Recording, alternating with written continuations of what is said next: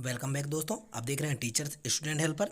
दोस्तों, वार्षिक परीक्षा 2021 की सीरीज़ में आज हमने प्रश्न पत्र लिया है वार्षिक परीक्षा 2021 में कक्षा 11वीं हिंदी विशिष्ट का, जो कि सेट क्रमांक आप अभी स्क्रीन पे देख पा रहे हैं। तो दोस्तों, सभी प्रकार के प्रश्न पत्र हमारे यूट्यूब चैनल पे उपलब्ध हैं, तो आप जाके प्लेलिस्ट में देख सकते हैं। तो चलिए वीडियो शुरू करते हैं। आज के प्रश्न पत्र में सबसे पहले प्रश्न बताया गया है, सही विकल्प दिया गया है। सही विकल्प में सबसे पहला नंबर प्रश्न है, वे आँखें कविता में कवि ने किसके व्यथित जीवन की चर्चा की है। तो इसका उत्तर आ जाएगा किसान के जीवन की चर्चा की है। फिर आता है दूसरा नंबर, पंडित अलोपीदीन ने मुंशी वंशीधर को किस पद पर नियुक्त किया था। तो पंडित अलोपीदीन ने मुंशी वंशीधर जी को मैनेजर के पद पर नियुक्त किया था। फिर आता है तीसरा नंबर, लता मंगेशकर के पहले चित्रपट संगीत के क्षेत्र में इस प्रसिद्ध गायिका का बोलबाला था। तो इसका उत्तर आ जाएगा नूरजहां।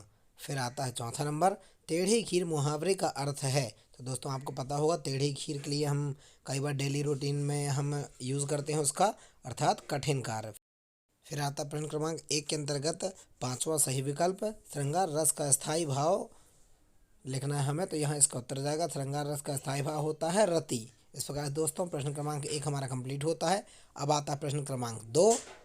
प्रश्न क्रमांक 2 में दिया गया है, रिक्त स्थानों की पूर्ति कीजिए। तो जिसमें पहला नंबर है, कबीर भक्ति काल की खालिस्तान धारा के कवि हैं। तो जो कबीर हैं वे निर्गुण भक्ति धारा के कवि हैं। फिर आता है बा नंबर, खालिस्तान बचपन से ही बड़ा बुद्धिमान था। तो इसका उत्तर जाएगा मोहन बचपन से ही बड़ा बुद्धिमान था। फिर आता है सा नंबर, मरुभूमि में रेत की सतह के नीचे खालिस्तान पत्थर की एक पट्टी चलती है। तो इसका उत्तर जाएगा खड़िया। फिर आता है चौथा नंबर, यह गौतम और गांधी का खालिस्तान है। तो यह गौतम और गांधी का देश है। फिर आता है ई नंबर, रस के खालिस्तान अंग होते हैं। तो रस के 4 अंग होते हैं। इसके बाद फिर आता है प्रश्न क्रमांक 3। प्रश्न क्रमांक 3 में देखेंगे सत्य असत्य दिया गया है। तो देखेंगे पहला नंबर, मीरा के गुरु नंसी मेहता थे। तो इसका उत्तर आ जाएगा गलत, मीरा के गुरु नंसी मेहता नहीं थे। फिर आता दूसरा नंबर, स्फीति में बारिश पाठ एक संस्मरण है।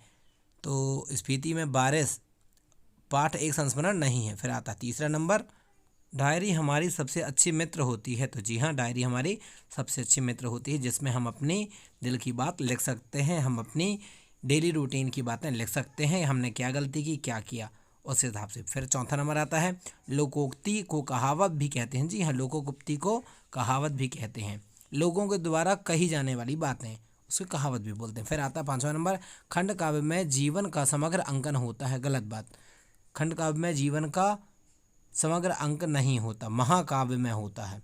फिर आता नेक्स्ट प्रश्न क्रमांक 4, सही जोड़ी बनाइए। जिसमें पहला नंबर आता है कुल नासी। तो इसका उत्तर आ जाएगा, देखेंगे कुल का नाश करने वाली या कुल का नाश करने वाला। फिर आता है दूसरा नंबर, रुद्री पाठ। तो रुद्री पाठ का उत्तर आ जाएगा, यहाँ पर देखेंगे शंकर जी की आराधना को रुद्री पाठ कहा जाता है। फिर आता तीसरा नंबर, राजस्थान की रजत बूंदें। तो इसका उत्तर आ जाएगा अनुपम मिश्र। इसका उत्तर है राजस्थान की जो रजत बूंदें हैं वह अनुपम मिश्र जी की रचना है। फिर आता चौथा नंबर, 3-13 होना मतलब कि बिखर जाना। फिर आता है पांचवा नंबर, महाकाव्य। तो महाकाव्य क्या है, रामचरितमानस। इस प्रकार से दोस्तों प्रश्न क्रमांक 1 से लेकर प्रश्न क्रमांक 4 तक के सभी प्रश्नों के उत्तर, सभी सही विकल्प हमने आपको बता दिए। अब आता है प्रश्न क्रमांक 5, एक वाक्य में उत्तर लिखिए।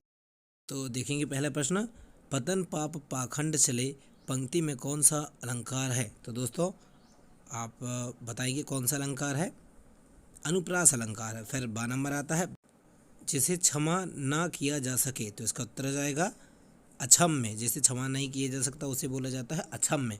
फिर आता है सा नंबर, लाइव से क्या आशा है। तो दोस्तों लाइव यहाँ पर हिंदी शब्द नहीं है, लाइव यहाँ पर इंग्लिश शब्द है जिसे ताज़ा कहा जाता है, लेकिन यहाँ पर हम अलग अलग जगह पर अलग अलग यूज़ करते हैं, इसलिए यहाँ पर आ जाएगा उत्तर में जीवंत लिखेंगे हम इसका उत्तर। तो यहाँ पे अगला प्रश्न देखते हैं, नेहरू जी का स्वागत जनता कैसे करती थी। तो नेहरू जी का स्वागत यहाँ पर हम आंसर लिखेंगे, नेहरू जी का स्वागत जनता बहुत भव्य तरीके से करती थी, बहुत अच्छे से करती थी। इसके बाद फिर अगला प्रश्न आता है, चिरागा किसका प्रतीक है। तो आप दोस्तों स्क्रीन पर देख पा रहे हैं अभी, चिरागा चिराग, दरख्त, आशा व सुव्यवस्था के प्रतीक हैं। बहुत सारी सुख सुविधाएं उपलब्ध करवाना। यह शब्द कविता गजल से लिया गया है। इस प्रकार से दोस्तों आज का यह प्रश्न पत्र कंप्लीट होता है। प्रश्न क्रमांक 1 से लेकर 5 तक हमने पूरे प्रश्नों के उत्तर आपको बता दिया। दोस्तों यदि वीडियो पसंद आया तो वीडियो को लाइक करें, चैनल को सब्सक्राइब करें और बेल आइकन को भी प्रेस कर दें ताकि नोटिफिकेशन मिल सके आने वाली वीडियो की। आज के लिए इतना ही। जय हिंद, जय भारत।